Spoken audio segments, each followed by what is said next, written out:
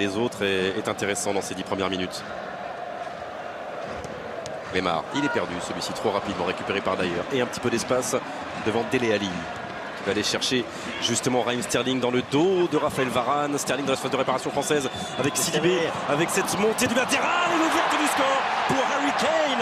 9e minute, première occasion pour la sélection anglaise et ouverture du score pour l'homme qui marque but sur but en cette fin de printemps, le buteur de Tottenham. L'Angleterre mène 1-0, Harry Kane.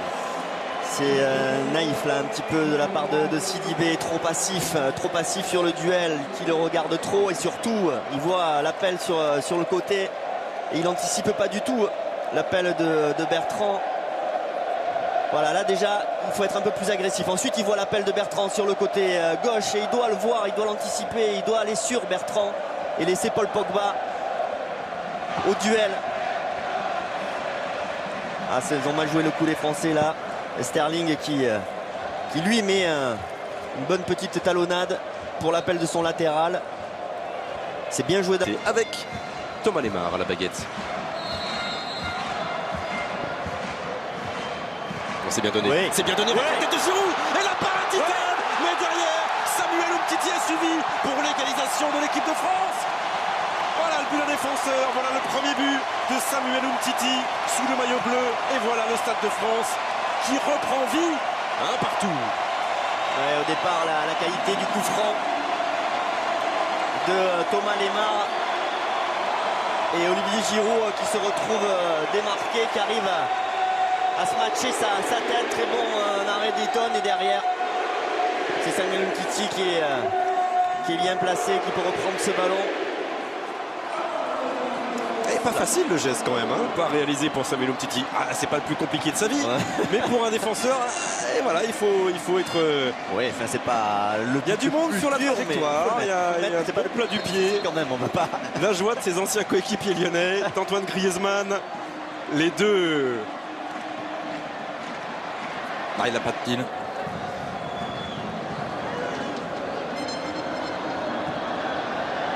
Et on les voit sur le plan large là, Giroud à gauche et Mbappé à droite, essayer d'étirer cette défense anglaise, d'y créer les espaces dans lesquels pourront peut-être s'engouffrer. Oui. Ousmane Dembélé, le pied droit, le pied gauche, allez au bout.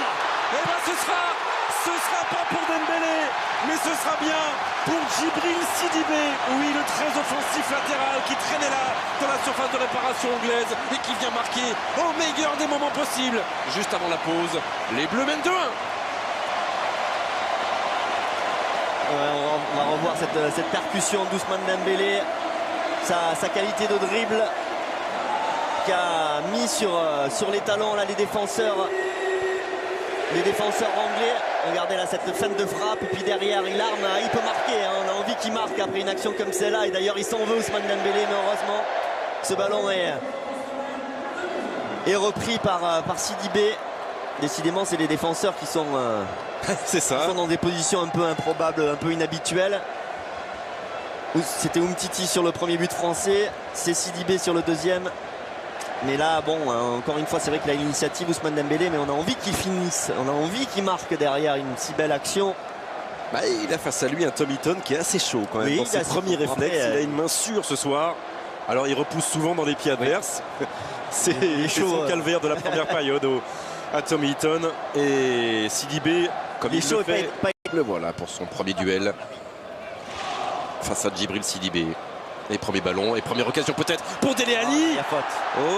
Penalty, oui, il a pris le temps de la décision, une petite seconde. Monsieur Massa est cueilli à froid après 30. Le voilà ce Van qui a à disposition toutes les sources d'images, tous les angles possibles pour lui permettre d'avoir une opinion en tout cas définitive. Vous confirmez celle de Monsieur Massa. Alors qu'il n'a pas eu recours à la vidéo tout à l'heure pour refuser le but hors jeu de Giroud. Et il confirme en fait, sa décision. Dele Alli, c'est aussi l'exclusion pour le défenseur du Real Madrid. Alors on voit, il ne cherche pas du tout il essaye même de l'éviter, mais simplement il y a contact et surtout en pleine penalty, certes, mais aussi d'une exclusion. Kane qui vient égaliser et inscrire un doublé égalisé pour l'équipe d'Angleterre d'entrer dans cette seconde période. Même si c'est pas volontaire de la part de Varane, Dele Alli est en position de marquer et il ne peut pas le faire parce que il est crocheté. Ah oui, non mais absolument, c'est la règle, hein. On est bien d'accord, évidemment. Évidemment. C'est incontestable.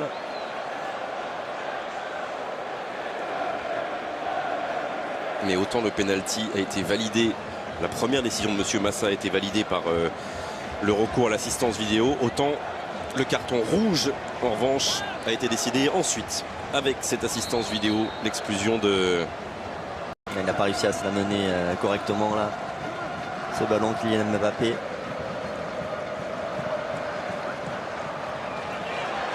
C'est quand même assez curieux, on a plus l'impression que la France est en capacité de marquer. Allez, il peut aller au bout, Kylian Mbappé, avec l'appui, la frappe. La frappe qui fait bouche d'Ousmane Dembélé, qui n'avait pas trouvé la précision pendant 83 minutes et qui a réussi de ce pied droit une frappe magnifique et vient redonner à 10 contre 11 l'avantage à l'équipe de France.